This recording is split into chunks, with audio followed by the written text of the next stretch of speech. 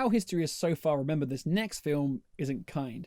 In fact, I'd go to say that basing a film's worth solely on its box office revenue and not its content has helped the audience somewhat avoid this film. Well, that and the annoyingly ambiguous title of John Carter, not only a name of 7,284 Americans, but that of an interplanetary travelling cowboy. Oh yeah, that could have helped. Right, let's go beyond why this film wasn't successful, as that's a video for another day.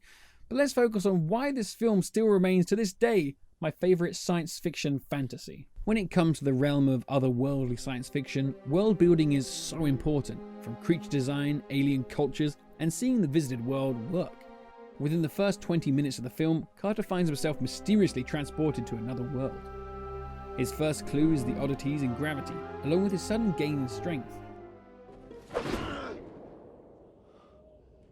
Soon after, he discovers he's not alone. The green men of Mars, the Tharks.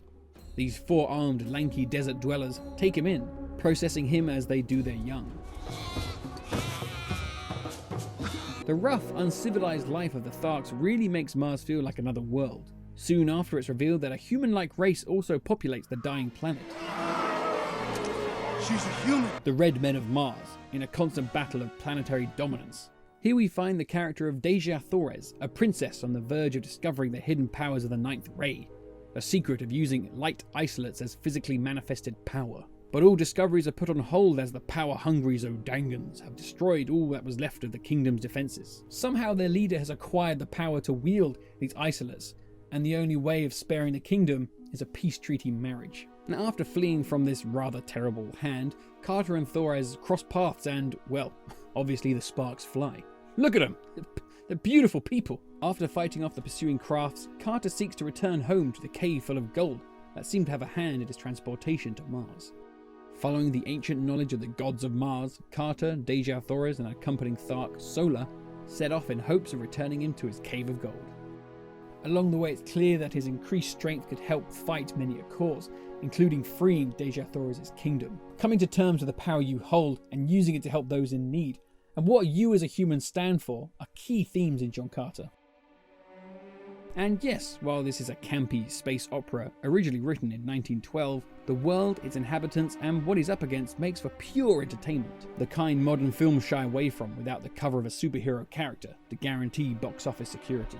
I think my fondness for this film does have to do with that underdog nature. Not only is John Carter a man out of time and space, but as a film itself. Yes, this was a high-budgeted film from Disney, but this was first-time live-action director Andrew Stanton's passion project. Stanton, of Pixar alumni, with Finding Nemo and WALL-E under his directing belt, he had the challenge of bringing this story to life. One that pop culture had borrowed themes and scenes and character traits from all throughout the 20th century. How could this adaptation avoid these comparisons to far more well-known and loved properties? And while we saw the results of this problem play out unsuccessfully at the cinema, the film is loved by those who saw it. Groups around the appreciation of this film exist. In fact, if John Carter is brought up on Reddit or YouTube, you'll see a lot of comments just talking about how much they had fun with this adventure. While we'll never see the planned sequels of John Carter, I'm still thankful that we got this adaptation. It may have taken exactly 100 years for this film to come to Earth, but the charm and themes this film brings to the table will help make John Carter timeless. John Carter of Mars. Sounds much better.